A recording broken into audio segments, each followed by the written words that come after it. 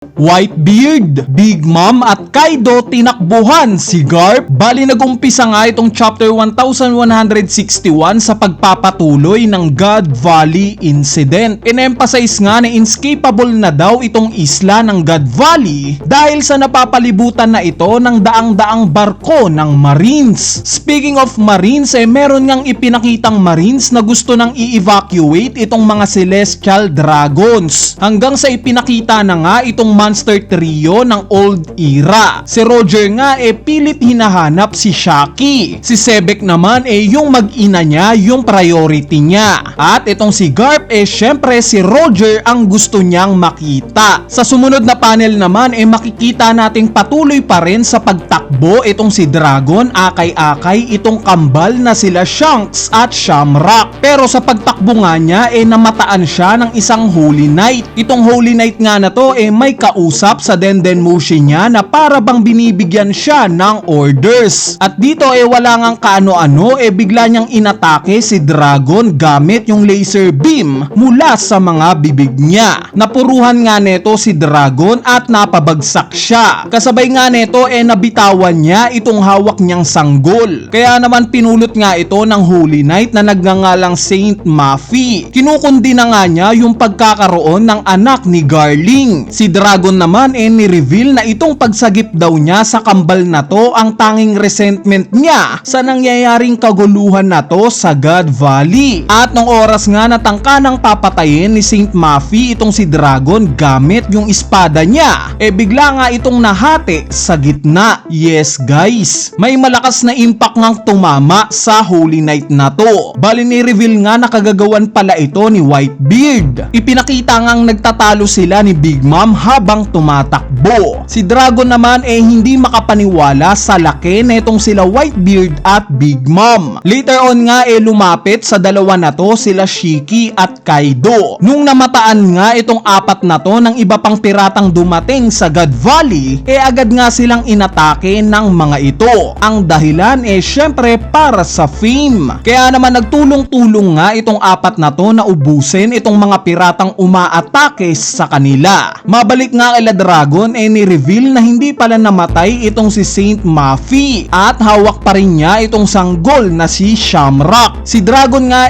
tangka na sanang aalis dahil wala na siyang magagawa pa. Pero bigla nga niyang napansin itong sanggol na si Shanks na walang malay.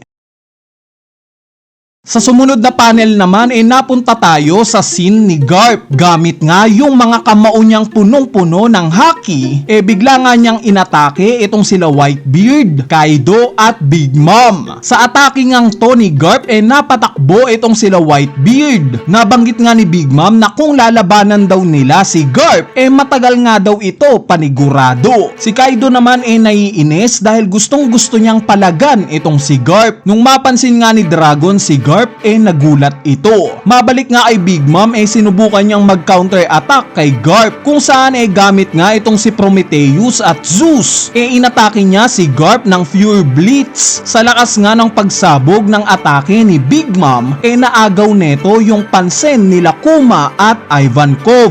Ang resulta nga ng atake ni Big Mom kay Garp parang wala lang. Kinriticize nga ni Garp si Big Mom na itong atake daw niya hindi mainit. Hanggang sa tuluyan na ngang tumakbo itong grupo nila Big Mom. Sa sumunod na panel naman makikita natin itong si Saint Mafi na nagre-report sa Dendenmushi na nasa kanya na daw itong anak ni Garling. Sobrang thankful nga nang tumawag kay Saint Mafi dahil sa ginawa neto. Mapunta nga kay Dragon hawak niya na itong batang Shanks at tumatakbo. Sa kabilang banda naman makikita natin itong isang miyembro ng Man-Mayor family na Holy Knight at pinagbabaril niya itong mga tumatakbong slaves sa harapan niya. Pinapatay nga niya ang mga ito na para bang naglalaro lang siya.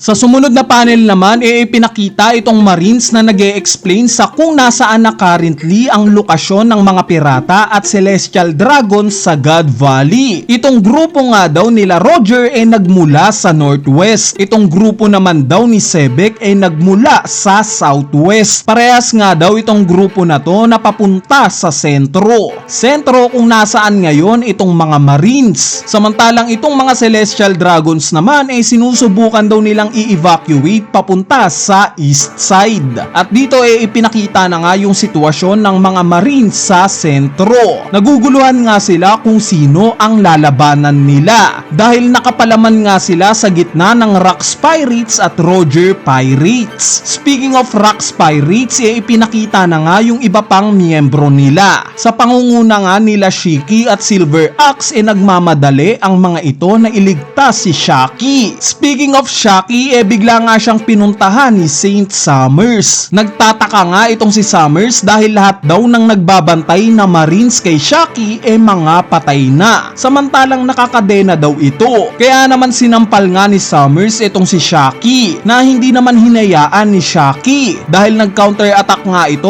gamit ang isang sipa, which is tinamaan nga si Summers at ininda niya ito. Nung mahawakan nga ni Summers itong paa ni Shaki, bigla niya itong hinampas ng baseball bat niyang may mga tinik. At dito nagbigay na nga ng speech si Summers. Itong mga pirata daw sa labas lahat gustong makuha itong si Shaki dahil nga daw sa kanya nag-mess up itong tournament nila. At kahit anuman daw ang mangyari, still na si Garling pa rin daw ang makakapag-claim kay Shaki. Naku-curious nga daw si Summers kung ano ang magiging reaksyon ng mga piratang gusto siyang mailigtas once na malaman nila na yung gusto nilang makuha, which is si Shaki, makikita nilang malamig na lang na bangkay.